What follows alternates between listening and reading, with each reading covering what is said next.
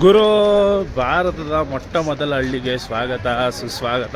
ಗುರು, ಇದನ್ನು ಭಾರತದ ಮೊಟ್ಟ ಮೊದಲ ಹಳ್ಳಿ ಅಂತ ಕರೆಯೋಕ್ಕಿಂತ ಮುಂಚೆ ಭಾರತದ ಕೊನೆಯ ಹಳ್ಳಿ ಅಂತ ಕರಿತಾಯಿದ್ರು. ಯಾವಾಗ ಚೈನಾದವರು ಟಿಬೆಟ್ನ ನುಂಗ್ಕೊಂಡ್ರಲ್ಲ, ಆವಾಗ ಇದು ಇಂಡಿಯಾ ಮತ್ತು ಚೈನಾ ಬಾರ್ಡ್ರ್ ಆಗೋಕ್ಕೆ ಸ್ಟಾರ್ಟ್ ಆಯಿತು.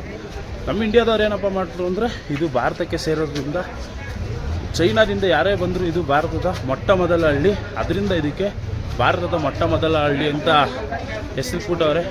ಚೈನಾದವ್ರು ಸುಮ್ಮನೆ ಎಲ್ಲ ಗುರು, ಇದನ್ನು ನಮಗೆ ಕಾಯ್ತಾಯಿದ್ರು, ಬಿಡಬೇಕಲ್ಲ ನಮ್ಮ ಇಂಡಿಯಾದವರು. ಗಾಯ್ಸ್, ಭಾರತದ ಮೊಟ್ಟ ಮೊದಲ ಹಳ್ಳಿಗೆ ಸ್ವಾಗತ ಸುಸ್ವಾಗತ ಗುರು. ಗಾಯ್ಸ್, ಬೆಳವಣಿಗೆ ಬರ್ತಿದ್ದಂಗೆ ಬ್ರೇಕ್ಫಾಸ್ಟ್ ಹೊಟ್ಟೆ ಹಚ್ಬಿಡ್ತು ಗೈಸ್. ಇಡ್ಲಿ ನೋಡಿದೆ, ಇಡ್ಲಿ ತಿನ್ನೋಣ ಅನ್ನಿಸ್ತು, ಅದಕ್ಕೆ ಇಡ್ಲಿ ಮತ್ತು ಸ್ವಲ್ಪ ಪಕೋಡ ಹೇಳಿದ್ದೀನಿ, ಬಿಸಿ ಬಿಸಿ ಪಕೋಡ. ಯಾವ ಲೊಕೇಶನಲ್ಲಿ ನಾಷ್ಟ ಮಾಡ್ತಿದ್ದೀನಿ ನೋಡ್ಕೊಳ್ರಿ. ಜೀವನದಲ್ಲಿ ಅದೃಷ್ಟ ಸಿಗ್ತದೆ ಇಲ್ವೋ ಇನ್ನೊಂದ್ಸಲ. ಬಾ ಬಾ ಬಾ ಬಾ ಬಾ ಬರುತ್ತೀರಿ ಗೈಸ್. ಬಿಸಿ ಬಿಸಿ ಇಡ್ಲಿ ಹೇಳಿದ್ದೀನಿ ರೀ, ಬಿಸಿ ಬಿಸಿ ಇಡ್ಲಿ ನೋಡ್ರಿ, ಹೊಗೆ ಹೆಂಗೆ ಗೊತ್ತಾಯಿದೆ. ಪಕೋಡ ಮತ್ತು ಮುಂದೆ ಒಳ್ಳೆ ವ್ಯೂವು. ಆಮೇಲೆ ಇನ್ನೊಂದು ಏನು ಗೊತ್ತಾ ಗೈಸ್, ಯಾರೋ ತಿಂತಾರೆ ಯಾರೋ ಮಾಡ್ತಾರೆ ಅಂದ್ಬಿಟ್ಟು ಮಾಡೋಕ್ಕೆ ಹೋಗ್ಬೇಡ್ರಿ. ಬಂದಾಗ ಕೈಯಲ್ಲೇ ತಿನ್ನಿರಿ. ನಾನು ಹೇಳೋದೇನು ಗೊತ್ತಾ, ಕೈಯಲ್ಲೇ ತಿನ್ನಬೇಕು. ನೋಡೋಣ ನಮ್ಮ ಬೆಂಗಳೂರು ಥರ ಮೆತ್ಮೆತ್ಗದ ಅಂತ. ಅದೇ ಪರವಾಗಿಲ್ಲ ಗುರು, ಮೆತ್ಮೆತ್ಗೈತೆ. ಹಾಂ ಹಾಂ ಹಾಂ ಹಾಂ ಇಲ್ಲೇನು ಗೊತ್ತಾ, ಕಾಯಿ ಹಾಕ್ಬಿಟ್ಟಿರ್ತಾರೆ ಇವರು. ಇದೇನು ಚಟ್ನಿನ ಗುರು, ಇದು ಚಟ್ನಿ ಎಲ್ಲ ಗುರು, ಇದೇನು ಬರೀ ನೀರು ಹಾಕ್ಬಿಟ್ಟವ ನನ್ನ ಮಗ. ಇರಪ್ಪ ಅಲ್ಲಿ ಸಾಂಬಾರಲ್ಲ ಟ್ರೈ ಮಾಡಲ್ಲ. ಇವ್ರ ಕಡೆ ವಾಯು ಗುರು, ಏನೇ ತಿಂದ್ರು ವಾಯು ಅಂದ್ಕೊಳ್ರಿ, ಬರೀ ಆಲೂಗಡ್ಡೆ ಹಾಕ್ಬಿಟ್ಟಿರ್ತಾರೆ ಸಾಂಬಾರಲ್ಲಿ. ಸಾಂಬಾರಲ್ಲಿ ತಿನ್ಬೋದು. ಜೀವನದಲ್ಲಿ ಇಂಥ ಅದೃಷ್ಟ ಸಿಗ್ತದ ಗೈಸ್ ಇನ್ನೊಂದ್ಸಲ.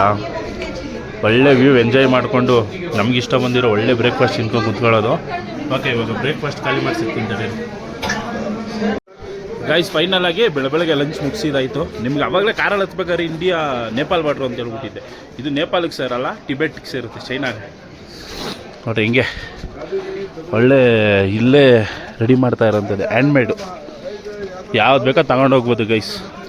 ನೀವು ತಗೊಳ್ಳೋದ್ರಿಂದ ಇವ್ರಿಗೊಂದು ಹೆಲ್ಪ್ ಆಗುತ್ತೆ. ಅಷ್ಟು ದೊಡ್ಡ ಹಳ್ಳಿ ಏನಲ್ಲ ಇದು, ಚಿಕ್ಕ ಹಳ್ಳಿನೇ ನೋಡೋಕ್ಕೆ. ಇದೇನು ಅಂತ ಹೇಳಿ ಗೈಸ್, ನೋಡೋಣ. ಯಾರಿಗಾನ ಗೊತ್ತಿದ್ರೆ ಅದೇನು ಅಂದ್ಬಿಟ್ಟು ಕಮೆಂಟ್ ಮಾಡಿ ಹೇಳ್ರಿ.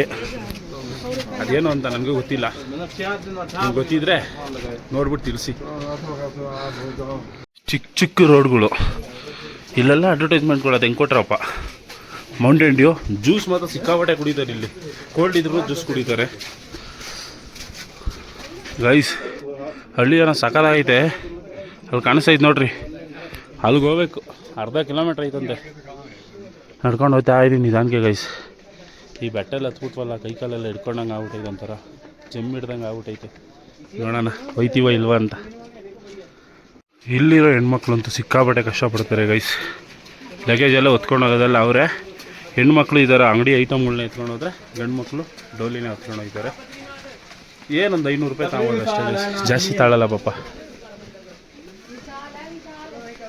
ನೋಡ್ರಿ ಎಲ್ಲ ಹ್ಯಾಂಡ್ಮೇಡ್ ಗೈಸ್, ಏನು ಸಖತ್ತಾಗೈತೆ. ಬರೀ 2100 ರೂಪಾಯಿ ಗೈಸ್ ಇದು. ಜಾಕೆಟ್ ಮಾತ್ರ ಸೂಪರ್ ಆಗವೆ ಗೈಸ್, ಎಲ್ಲ ಒಂದಕ್ಕಿಂತ ಒಂದೊಂದು ಚೆನ್ನಾಗವೆ. ಕಳೆದೋಯ್ತೀರ ನೀವು ಇಲ್ಲೇನಾದ್ರು ಬಂದು ಶಾಪಿಂಗ್ ಮಾಡಿದ್ರೆ. ಎಲ್ಲ ಹ್ಯಾಂಡ್ಮೇಡೇ ಗೈಸ್.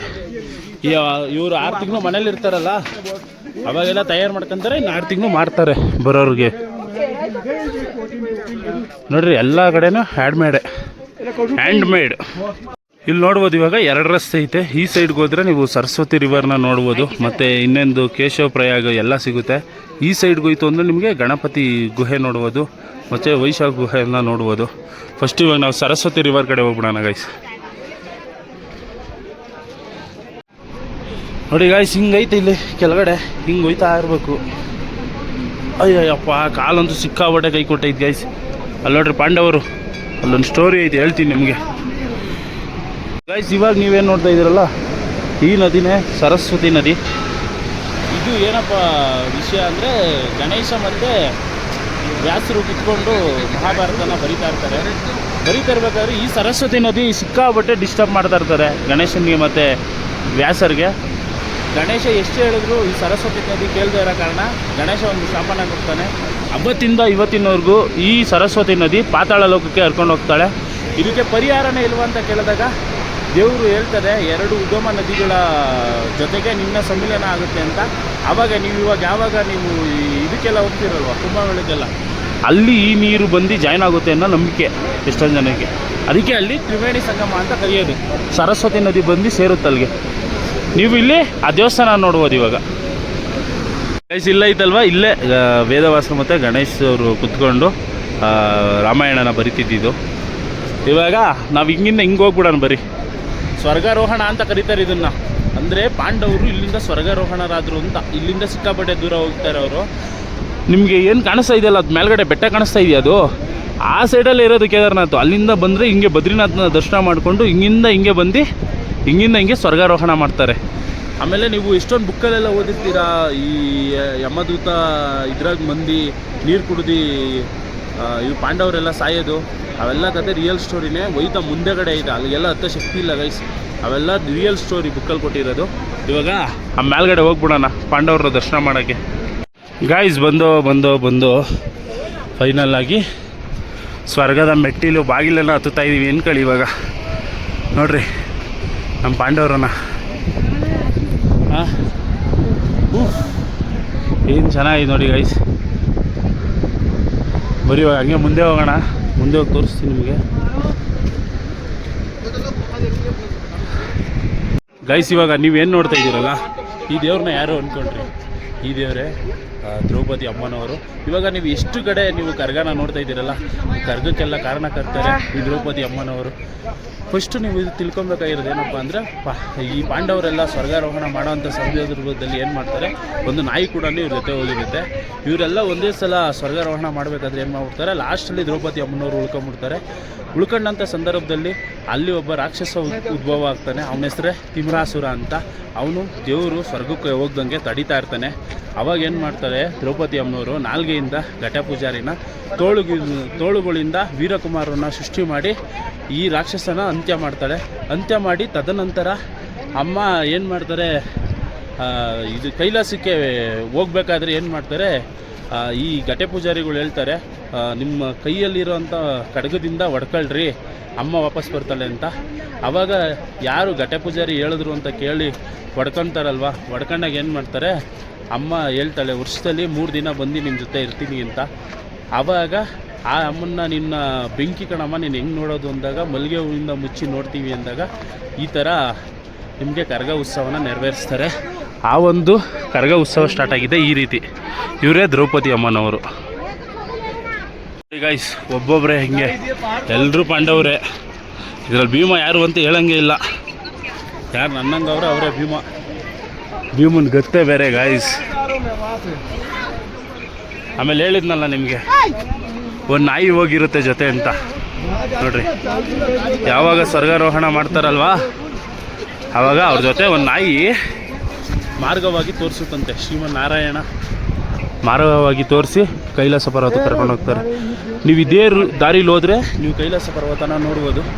ಆದರೆ ಅದು ಇವಾಗ ಟಿಬೇಟಲ್ಲಿ ಐತೆ, ನಿಮ್ಗೆ ಗೊತ್ತಲ್ಲ, ಅದು ಚೈನಾ ಹ್ಯಾಂಡ್ ಓವರಲ್ಲಿರೋದು. ಇವಾಗ ರಾಜಕೀಯ ತಾಂತ್ರಿಕದಿಂದ ಫಸ್ಟು ಇಂಡಿಯಾದಲ್ಲಿ ಇದ್ದಿದ್ದನ್ನ ಇವಾಗ ಮುಗಿಸಿದ್ರು ಅದನ್ನು ಚೈನಾಗೆ.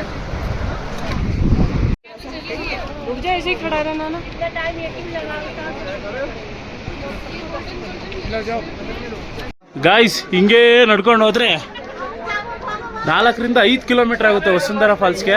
ನಮ್ಮ ತಾಯಣ್ಣಗೂ ನಡೆಯೋಕ್ಕಾಗಲ್ಲ ಗೈಸ್, ಯಾಕಂದರೆ ಪಾದಯಾತ್ರೆ ಮಾಡಿ ಸಿಕ್ಕಾಬಟ್ಟೆ ಕಾಲೆಲ್ಲ ಬಿದ್ದೋಗ್ಬಿಟ್ಟೈತೆ. 4-5 ಕಿಲೋಮೀಟ್ರಿಗೆಲ್ಲ ಹೋಗೋಷ್ಟು ಶಕ್ತಿ ಇಲ್ಲ ನನ್ನಲ್ಲಿ. ಆದರೂ ಈ ಫಾಲ್ಸ್ ಬಗ್ಗೆ ಸ್ವಲ್ಪ ಇನ್ಫಾರ್ಮೇಷನ್ ತಿಳಿಸ್ಕೊಡ್ತೀನಿ. ಪ್ಲಸ್ ಈ ಫಾಲ್ಸ್ ಪಿಕ್ಚರ್ಸ್ ಹಾಕ್ತೀನಿ, ನೋಡ್ಕೊಬೋದು. ನನ್ನ ಕಾಲು ಸಿಕ್ಕಾಪಟ್ಟೆ ಪೇನ್ ಐತೆ ಗೈಸ್. ಫೈನಲ್ ಆಗಿ ಶಾರದಾಂಬೆ ಯಾತ್ರೆ ಕಂಪ್ಲೀಟ್ ಮಾಡಿದ್ದಾಯಿತು. ಈ ವಿಡಿಯೋ ಏನಾದರೂ ಇಷ್ಟ ಆದರೆ ಲೈಕ್ ಮಾಡಿ, ಸಬ್ಸ್ಕ್ರೈಬ್ ಮಾಡ್ಕೊಂಡು ಸಪೋರ್ಟ್ ಮಾಡಿರಿ. ನೋಡಿದ್ರಲ್ವಾ, ಇದಾಗಿತ್ತು ಈ ಮಾನ ವಿಲೇಜ್ನ ವಿಶೇಷತೆಗಳು. ಈ ವಿಡಿಯೋ ಇಷ್ಟ ಆಯಿತು ಅಂದರೆ ಗೊತ್ತಲ್ಲ, ಲೈಕ್ ಮಾಡಿ, ಸಬ್ಸ್ಕ್ರೈಬ್ ಮಾಡ್ಕೊಂಬಿಡಿ. ಸಿಗೋಣ ಮುಂದಿನ ವಿಡಿಯೋದಲ್ಲಿ. ಜೈ ಹಿಂದ್, ಜೈ ಕರ್ನಾಟಕ ಮಾತ್ರ.